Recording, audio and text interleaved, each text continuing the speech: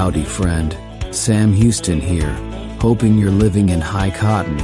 And if you're lucky enough to be in Texas, I know you're most of the way there. Now enjoy your daily dose of Texas history and Texas pride. Howdy, friend. Welcome back to the Feed Bandit podcast and your bonus Texas History Roundup for February 29th. This may be posted in a year that we don't actually have a leap year. But every 4 years, things do happen in the state. So let's find out what's happened on this day. In 1824, several Catholic missions in Texas closed in response to a decree from the Mexican government on September 13th, 1823, that all missions be secularized. 3 were in San Antonio, which were the Nuestra Señora de la Purísima Concepción de Acuña, the San Francisco de la Espalda, and San Jose y San Miguel de Aguayo mission. Mission lands and other property were auctioned or distributed to settlers. In 1836, on or about this day, William S. Ory left the Alamo as a courier, thus missing the final battle.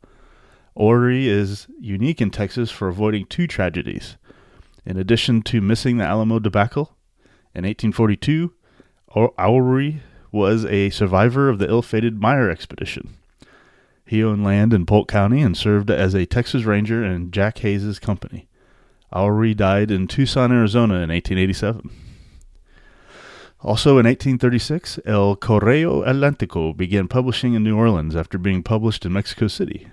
Because he favored Federalist policies and defended the Texas colonists, editor Horacio de Ateles Santangelo was expelled from Mexico and settled in New Orleans.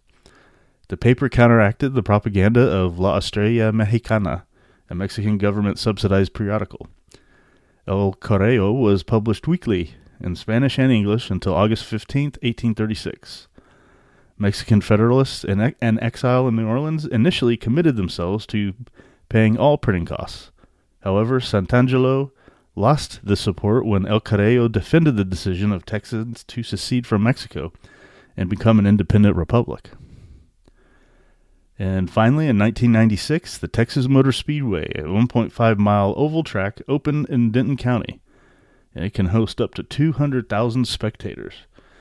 It is quite the stadium. I've been there. It's a blast. If you ever have a chance to go to a NASCAR race, I highly suggest you do it. All right. Well, that, my friend, was your special edition, February 29th, the leap year Texas History Roundup.